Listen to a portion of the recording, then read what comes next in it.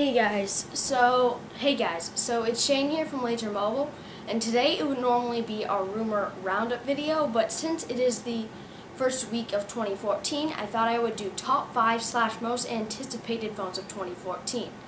So this is a list, but the list is based off the previous flagships rankings from last year.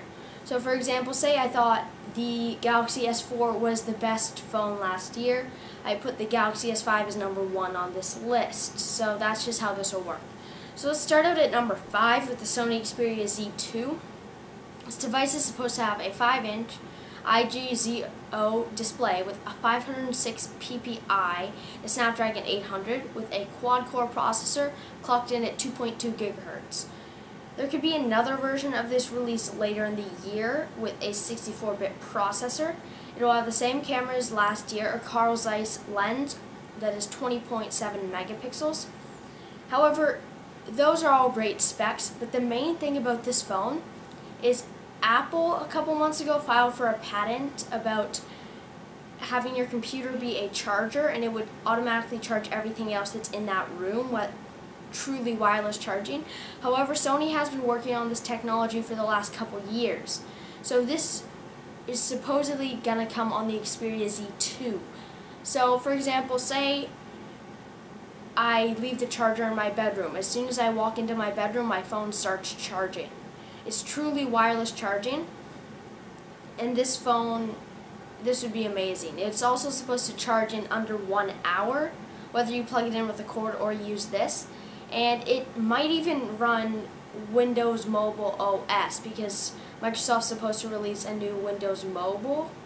It's going to be a complete redesign in Windows Phone 9.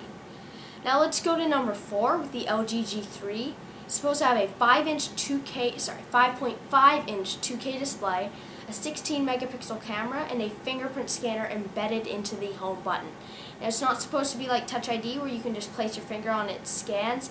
It's going to be like the One Maxes where you swipe across the home button and it senses it. However, since it's down here, it should be a lot more accurate than the One Maxes.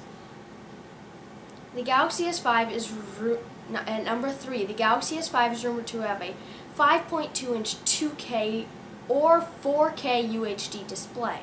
If it has the 4K, then it will have a 64-bit processor and 4 gigs of RAM. The reason why I say this is because the 4K, 64-bit, and 4 gigs of RAM are all in one chip that Samsung recently announced. The special feature of this is that it will have an iris scanner on the front, and it's also supposed to have a 16 megapixel camera.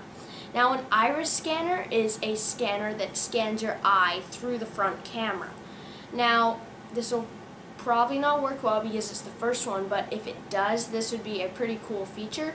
And Samsung has the technology from their eye scrolling. Now at number 2, the iPhone 6.